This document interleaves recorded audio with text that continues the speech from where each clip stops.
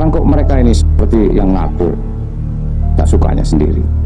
Ingat ya, saya katakan, ya itu perintah saya, ya.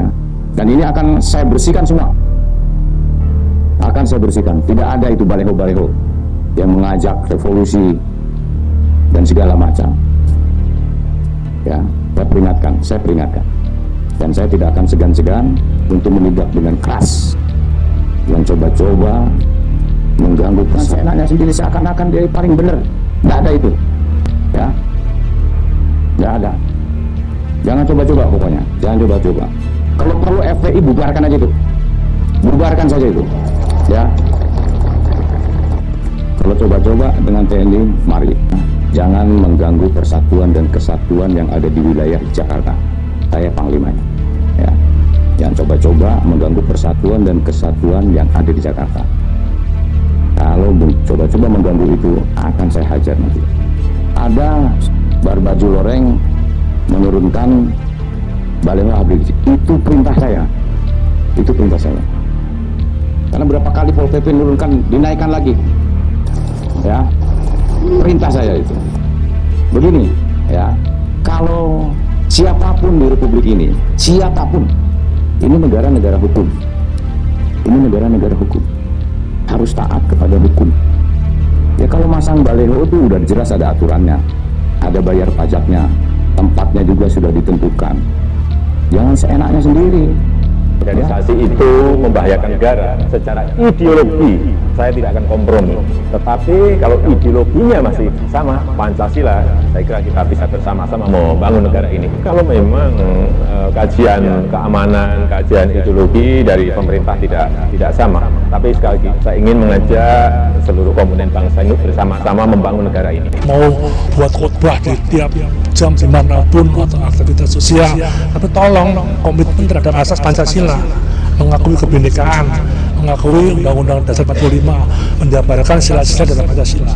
Jangan punya agenda lagi. Kalau punya agenda lain, ya mohon maaf kalau sampai nanti izinnya kita cabut. Saya tidak akan menyalahkan siapa-siapa, karena memang tidak bisa disalahkan, karena kita harus benar-benar mengetahui bahwa ada beberapa hal yang landasi saya sampaikan demikian, karena memang secara konstitusi ini sama-sama kita tahu bahwa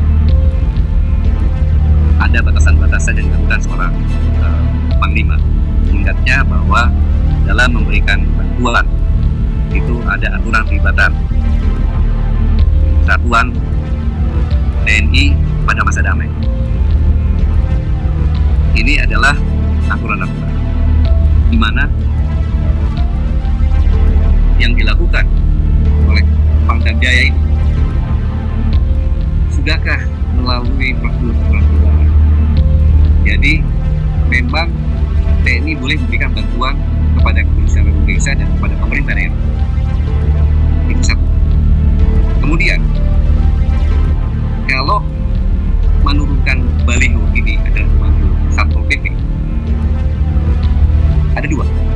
Kalau itu perintah dari atasan Pangdam itu secara operasional Panglima TNI dan juga Presiden, kepala negara, berarti tidak salah.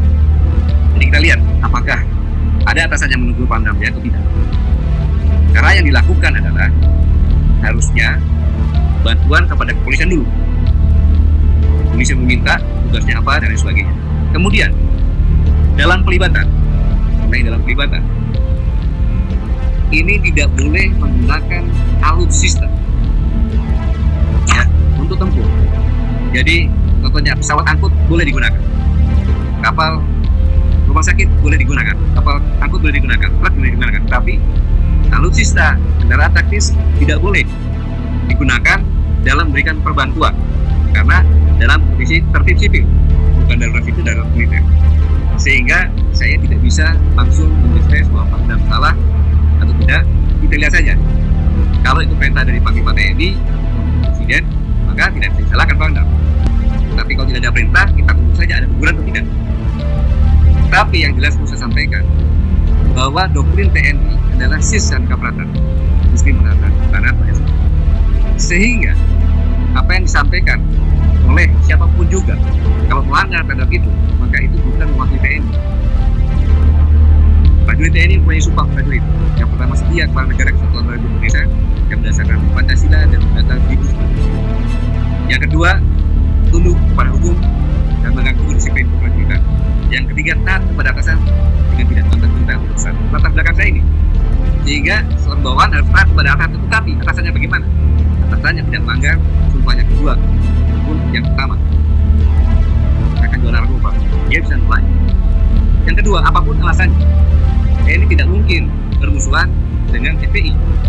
Saya ulangi, TNI tidak mungkin bermusuhan dengan FPI. Apa latar belakangnya?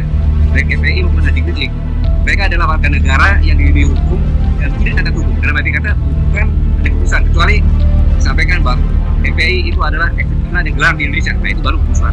Tapi kalau tidak ada alasan.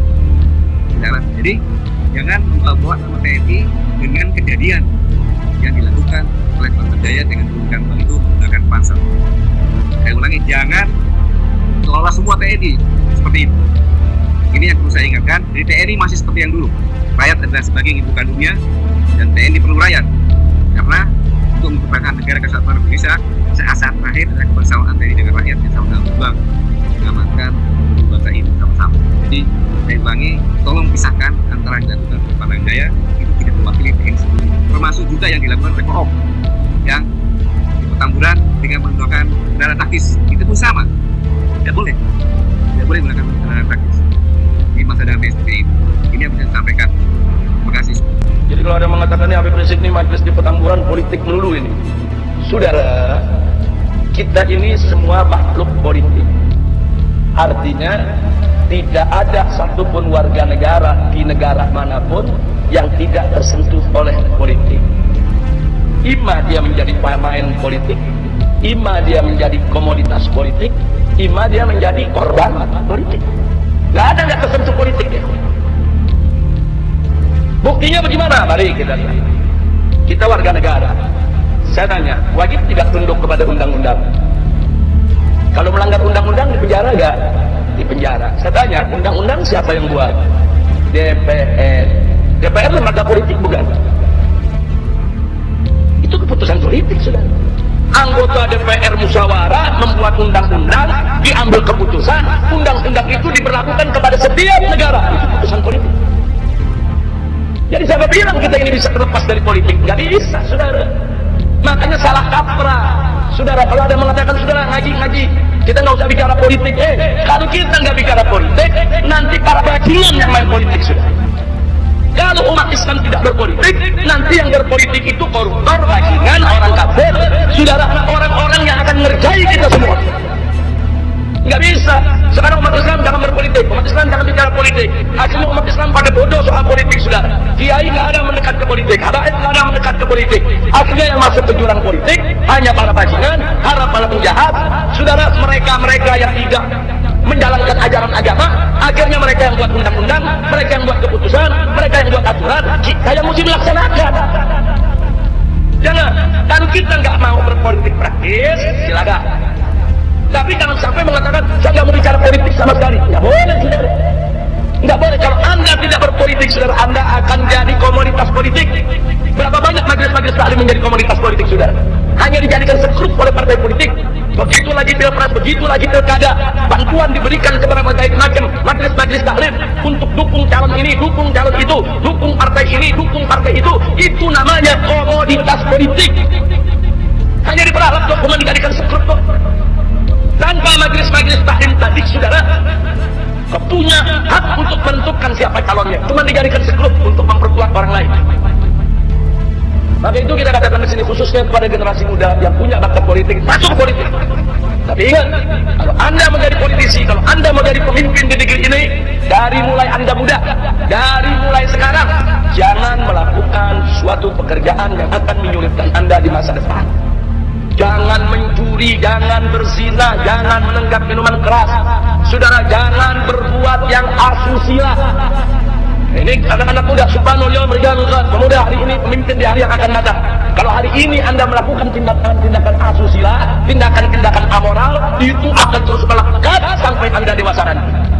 Dan bahaya kalau Anda punya segudang kekurangan, segudang celah, segudang kejahatan, jangan terjun di politik. Berbahaya. Kenapa? Sebab kejahatan Anda, kebijakan Anda, keburukan Anda akan dijadikan alat oleh musuh untuk memeras Anda. Itu akan terjadi pemerasan politik. Bikin undang-undang macam ini ya. Kalau kamu nggak setuju, ini nanti kejahatanmu kami ungkap. Bikin aturan seperti ini ya. Kalau kamu nggak setuju, ini nanti kebijakanmu akan kami sebarluaskan ke tengah masyarakat. Ini namanya pemerasan politik. Jadi kalau Anda mau jadi pemimpin di negeri ini kayak anak-anak muda, Anda mau jadi anggota dewan, Anda mau jadi menteri, Anda mau jadi presiden, dari sekarang jadilah pemuda yang bersih. Bersih akidahnya, bersih syariatnya, bersih akhlaknya, sehingga begitu ke depan Anda menjadi pemimpin bangsa, tidak ada yang bisa memeras Anda. Nggak ada yang bisa ngancam, nggak ada. Anda bisa dengan bebas mengambil keputusan tanpa ancaman, tanpa pemerasan politik. Nah ini yang mesti ditanamkan ke anak-anak muda kita. Jangan anak-anak muda kita diajarin dari muda, jangan berpolitik, jauhkan diri dari politik. Nah kalau anak muda yang bagus pada jauh dari politik, akhirnya main politik narkobais semua. Nah kalau pecandu narkoba main politik, akhirnya besok ada undang-undang melindungi narkoba. Jadi sekali lagi ya kawan, jangan sampai kita termakan. Saya tidak suka ikut partai politik, saya nggak mau ikut politik praktis, tapi saya tidak boleh buka politik. Harus tahu politik, harus ngerti politik. Bagaimana politik yang dimainkan oleh musuh-musuh Islam, sehingga kalau kita tahu langkah mereka, kita akan melakukan langkah-langkah untuk mengkanter